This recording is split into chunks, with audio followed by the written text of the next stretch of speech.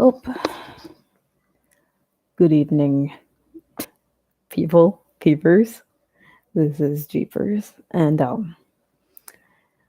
I can't sleep, and I don't know what possessed me to do this, but gonna be reading 3 stories from r/no sleep subreddit for this live. Anyways, Jesus, nervous. All right, let's get down to it. The first story is posted by Kryptonian Jackie. I work an overnight radio shift, and I think I'm stuck here. I think I need help. Advice, maybe? I got to work tonight, and things were just off. I'm not sure how else to explain it. Nothing was overtly scary. Nothing in particular really happened. I guess that's the thing, though. That's what's wrong. It feels like there's nothing to be afraid of. But I can't shake the feeling that that's a lie. Nothing happening almost feels worse than something happening. Now, I can't figure out when I'm supposed to go home. Why can't I go home? It feels like I don't want to, but I know I do. Yet I'm still not leaving. I'm currently at a cubicle writing this on an old computer. One of those bulky white ones that yellowed a lot as they aged. This one, however, seems brand new. Just like the one my family computer room had when I was a kid, playing RuneScape and building fake websites on pixo.com. The frame rate is killing my eyes. I have a headache now, and the pain is pulsing through my body. So I'll try to make this as succinct as possible. I don't usually work in a cubicle. I'm an overnight board operator for a local radio station. It's crazy they still pay people for this shift. I basically just play and log infomercials, mostly about some sort of magic vitamin that cures all of your health problems. My program director tried to cut costs by automating it overnight. But one night, the computer rebooted on its own and went off air. These overnight scammy infomercials pay the bills around here, so it was a really big deal. That's when I got moved to this shift. It was better to just pay a minimum wage glorified button pusher than to risk losing a client like that. I actually generally like this shift. I love being awake when no one else is, and it's a really easy job with no real expectations. I'll typically just watch old movies on my computer while the shows run.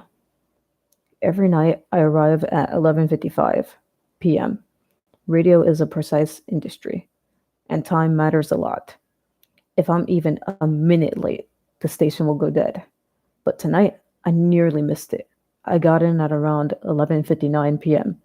I had to run inside to make sure I didn't miss switching over to the top of the hour news. Once I get out of the 3-minute news break, I switch over to the 24-minute infomercial. Tonight, the infomercial was new. They switch up every few months, so that it wasn't really alarming to me. But what they were advertising was really strange and more outlandish than usual. And I'm not sure why, but these infomercials always sounded around 10 years in the past, audio quality-wise. I get the feed before it goes through the crushing AM frequency compressors, but even pre, it has decently intense mic distortion. This infomercial guy, who called himself Dr. Jones, I don't remember it at all, but I remember the first line so clearly. Ironically, he said, "Don't you hate forgetting?" It went on kind of like this. Do you find yourself reminiscing about your childhood, about your teens, maybe your 20s or 30s? Time is fast and time is cruel. The older we get, the less we remember about those good old days. Don't you want to remember it all so you can live these moments forever? Pass along your family stories and keep those days alive. This new vitamin, I forgot what he called it, will make your memory 100 times strong and allow you to never forget all those good times. After the pitch, the infomercials just kind of became a ramble and gave good examples of supposed people who saw astounding results. I'm not even sure if this is relevant, but it stood out to me, so I figured maybe it was worth sharing. Maybe one of you guys have heard this infomercial before. Once the pitch was over, like I always do, I left the studio to go to the vending machines on the third floor to get some snacks. The studio is in the headquarters of the massive media company in my country, so the building is quite large, and there are many floors I've never even visited. Before I left the studio, I checked the clock on the station feed and set a timer on my phone so that I know how much time I have left before the infomercial finished. If I didn't do that, I always panic, and I think I'm going to accidentally let the station go off air. Tonight, I set my timer for only 17 minutes. Sometimes I'll take the stairs going up to the third floor, but tonight was one of those lazy nights where the elevator was calling. This is where the first odd thing happened. When I got into the elevator, the lights felt more fluorescent than normal. There was a yellow-green tinge that I wasn't really used to. It made the building feel so much older and grungier than it actually is. Like a classroom I was in back in the third grade in 2002 or something. This building is really only 8 years old. This alone wasn't too abnormal. Lights start to die all the time. But then there was the music. Elevator music, which honestly I didn't even think was real because I've never actually ridden an elevator with elevator music. It was new in this building, at least to me. The music was so odd, vaguely reminiscent of one of those songs you don't really remember the first time you hear it. And it always just seemed to be on the radio when you were growing up. But instead of the original song, whatever it was like it was remade into that boring elevatory type genre. And also warbling, like an old tape going in and out of the correct time at such a slight rate that it was hard to tell it was happening. You just knew it because it felt so unsettling. I just couldn't understand why they would install an old analog system like that if they want to add elevator music. And the building isn't really old enough for a system like that to have been dormant. The ride is only from the first floor to the third one. It usually feels like 20 seconds or so. Now, at this point, I hadn't checked my timer at all, so I couldn't really confirm. But the elevator ride was excruciatingly long. The music just kept going. It felt like it kept going on and on. Not like a loop, though. It was like the song itself never ended. And the entire time it played, my brain was lost, trying to place the tune. I knew it, but at the same time, I didn't. The door dinged, and the music stopped suddenly mid-bar. The song is still stuck in my head, and that annoying tip of my tongue sensation hasn't really gone away, though I feel no closer to figuring out what the song even was. After the elevator dinged and opened, I wanted to grab a couple of snacks and then just go right back downstairs. Sometimes I would dilly-dally to kill time, but I just felt so uneasy and almost tired. I checked the timer on my phone. 16 minutes ago. I walked down the long, empty, characterless hallways until the corner where I turned and met the old vending machines. I stopped. The two that takes credit cards were out of order, but I typically like the options in the older machines better because I always have cash on me. I guess the company that stocks them was low on items, though, because there was only one type of chips, and it filled the whole machine, fully stocked. It was a brand I've never seen before, and the only flavor was plain. But I'm honestly not very picky anyways when it comes to vending machine foods. That made my choice easier. I put a 5 in for 2 bags of chips, but the stupid machine malfunctioned and ate my money without giving me my chips. I was pretty irrationally pissy about it, to be honest. I just wanted to go back to the studio and watch a movie. But I wanted my chips too, and my money. I checked my timer, and it still said 16 minutes, so I decided to head to the security desk to see if they could open it up or something. I took the stairs back down onto the first floor and went to the lobby. It was so weird at night to see the massive entryway completely empty, save for a single head poking up at the security desk. During the day, dozens of people will be walking in and out of here consistently, and the sounds of chatter were ever present. At night, it's always so calm, and the only noise is the clacking of my feet on the hardwood floor. I love that part of my job.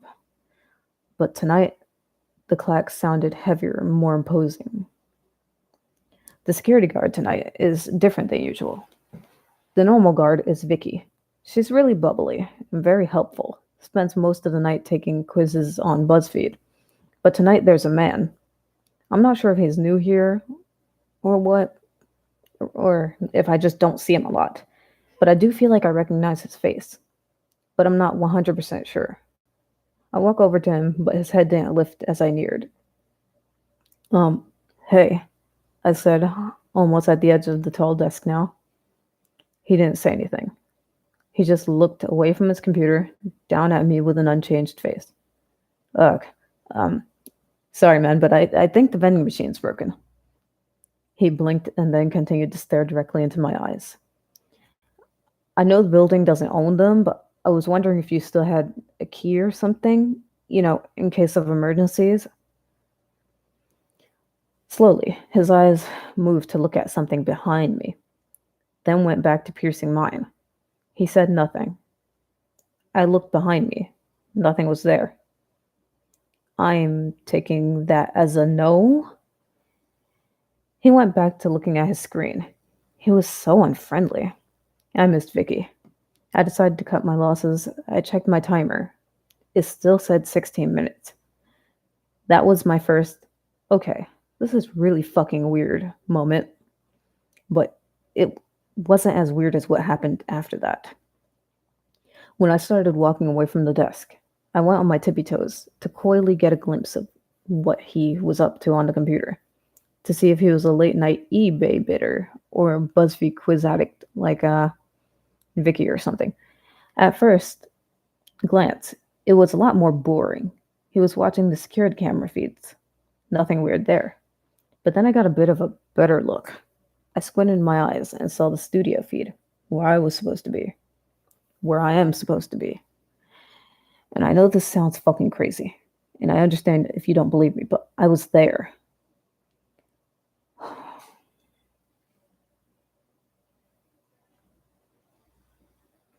Holy shit. Okay. This computer's just suddenly starting to pop off with virus warnings. It's running Windows XP for some reason, and it's those classic blue and gray boxes just layering themselves on SCR for some reason. Maybe I'll just move computers. There are seemingly endless rows, so I have options. I know this isn't going to go on yet, but do you have any idea what the fuck is going on? I'll believe anything right now at this moment. There's so much crazy shit that's happening. Does anyone understand any of this?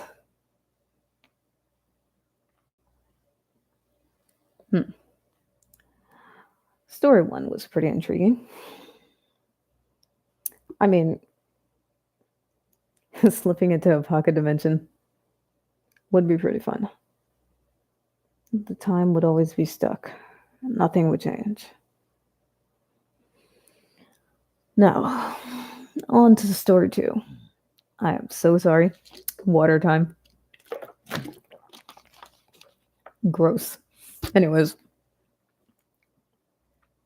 story 2 is by Exotic Recover. Jesus, I sound like shit.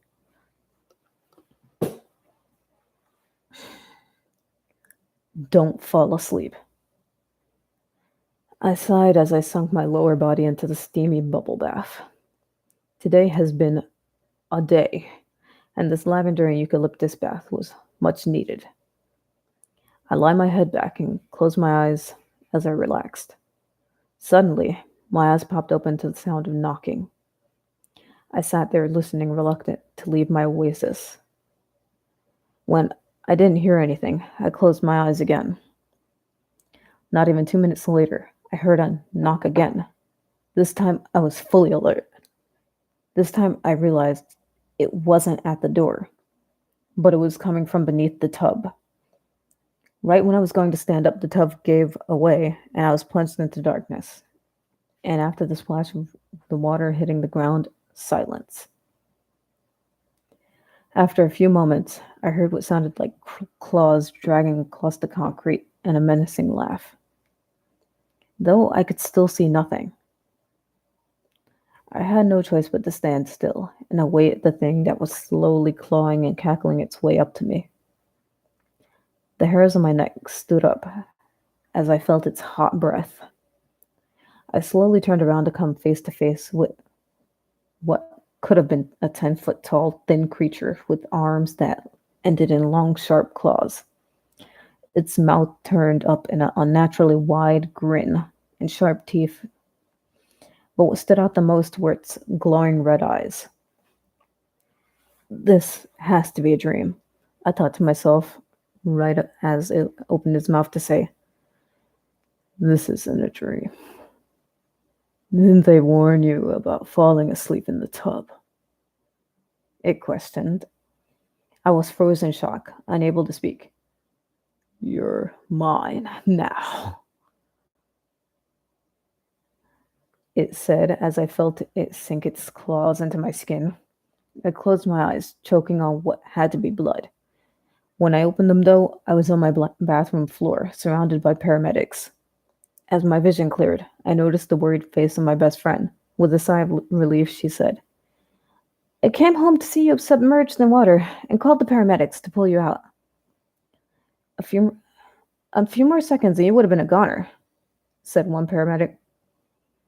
"Don't you know it's dangerous to fall asleep in a tub?" he scolded. Relief washed over me as I realized it was just a nightmare. "How'd you get that scratch?" my friend exclaimed. I looked down and stared in horror as I noticed the long, deep claw marks going down my arm. I woke in the hospital after passing out. I glanced at my arm to see it bandaged. Did I imagine everything? I asked myself out loud. I looked around the room and I swore I saw a shadow in the corner, but I just told myself it was the medicine. I decided to try to go back to sleep and had just dozed off when I was yanked out of my bed. I opened my mouth to scream, but I was caught. It was caught in my throat as I realized it was the same creature dragging me across the floor, nails digging into my ankles. "I told you you're mine now. You can't escape me," it said. I could feel the blood gushing out of my ankles as it began to drag me down the halls, and I noticed the nurse's station was empty. Finally, my voice returned, and I screamed at the top of my lungs. I must have startled It must have startled the creature as it stopped, turned around, and stared at me with a growl. It lifted its claw as I continued to lay there screaming, and I knew my end was near. I closed my eyes and awaited my death. "Ma'am? Ma'am," I heard it say. Slowly, I opened my eyes and realized I was surrounded by nurses. It was just another dream, I thought to myself as my ankle throbbed. That's when it clicked. I yanked the covers off me and heard the audible gasp as I looked down to the deep wounds from the creature that I got from the creature when it dragged me. The nurses looked at me in horror. My gaze was the same. I glanced in the corner again, and I could have sworn I saw a pair of red eyes. But when I blinked, it was gone. I breathed a sigh of relief. But I should have held that in, because next thing I knew, a voice growled and a whisper in my ear sang, "I'll be watching you."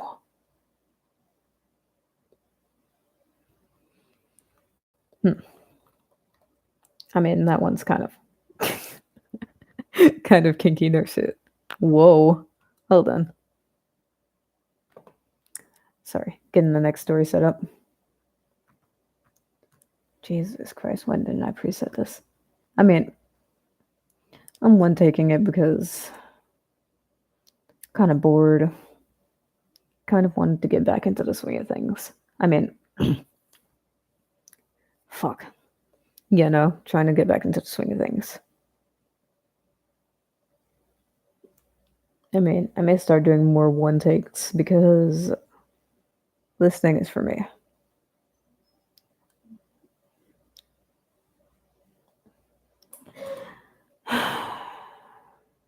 Gotta love the silence of the night. Aside from the occasional cough. Alright.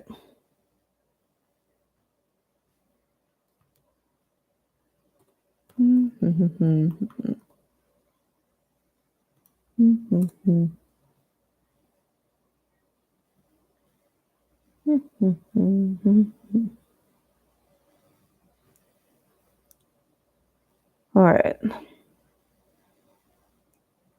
For our third and final story. I'm so sorry for the humming. I do this in my spare time. Spare time, what?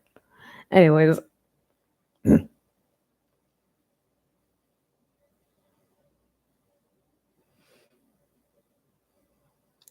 Should I read a Santa horror story? Anyways. Oh, good one right here, I think. I'm going by title, don't quote me. This one's by Angel Spidex, and it's called The Entity in My Basement.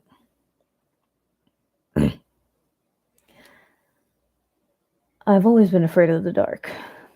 As a child, I would insist on leaving a nightlight on in my room. And as an adult, I've always made sure to keep a lamp or two lit in my home. But it wasn't until I moved into my new house that my fear turned into something more sinister. The house was a charming little cottage on the outskirts of town, with a cozy fireplace, a wraparound porch, and a spacious backyard. It was everything I'd ever wanted, and the price was too good to pass up. But from the moment I stepped inside, I knew something was off. At first, it was just little things. A floorboard that creaks when it shouldn't have, a draft that seemed to come from nowhere. But then the strange noises started. It was always at night, after I'd gone to bed. I'd hear faint scratching sounds coming from the walls and the vents, like something was trying to claw its way inside. At first, I tried to convince myself that it was the house settling, but the sounds continued, night after night.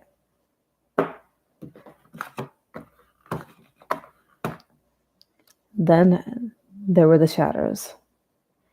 They would move when they shouldn't have, darting back and forth across the walls and the floors when I wasn't looking. And then there was the cold breath on the back of my neck. It was like someone was standing right behind me, watching me,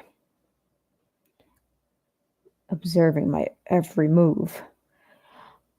I tried to ignore the feeling, to tell myself it was just my imagination playing tricks on me. But then I found out about the previous owner.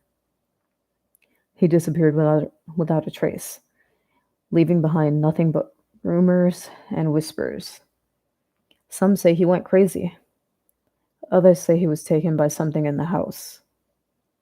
I thought it was all nonsense until one night I heard a voice whisper in my ear, "I've been waiting for you." I turned around, but there was no one there.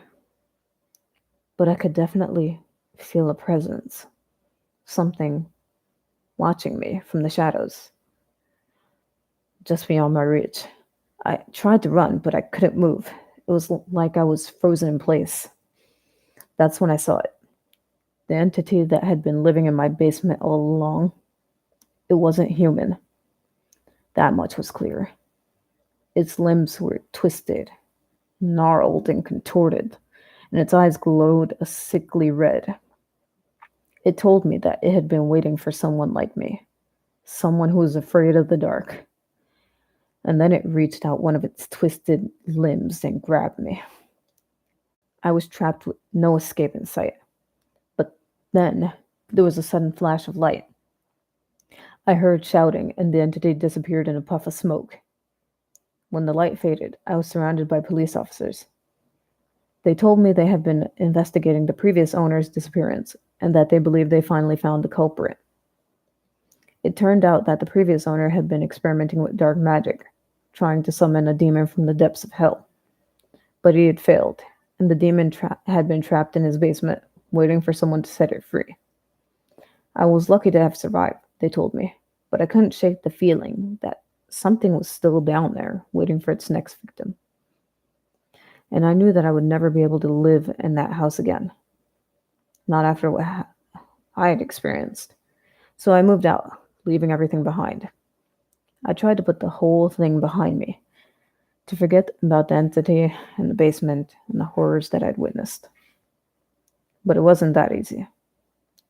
The nightmare started soon after.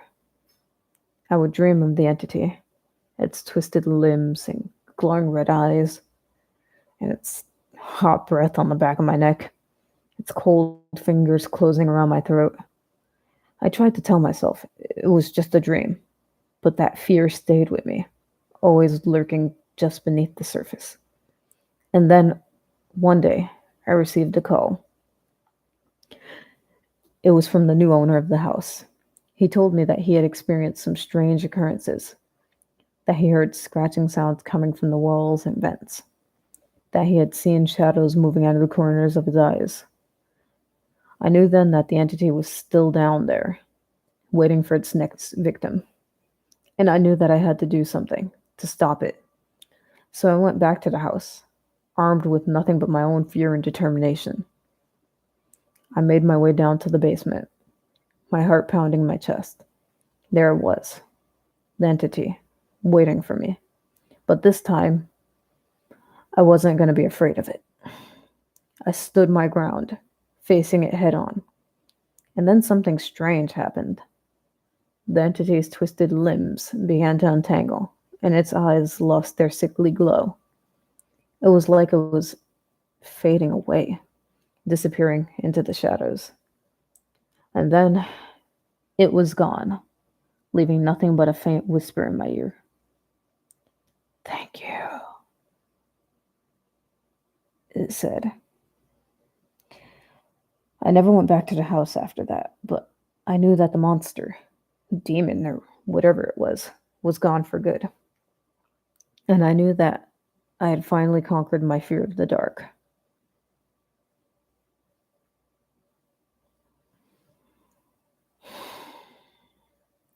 You know what? I'm going up for one more.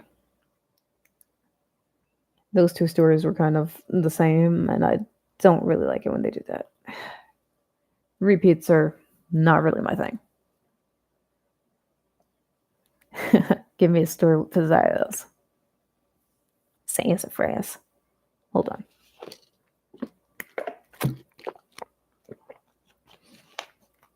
Jesus. Swear to God, I need some tea or some shit. Fucking throat sounds like bog monster. Gargling dog shit. Hold on. I joined a cult called God Machine. I'm like, what?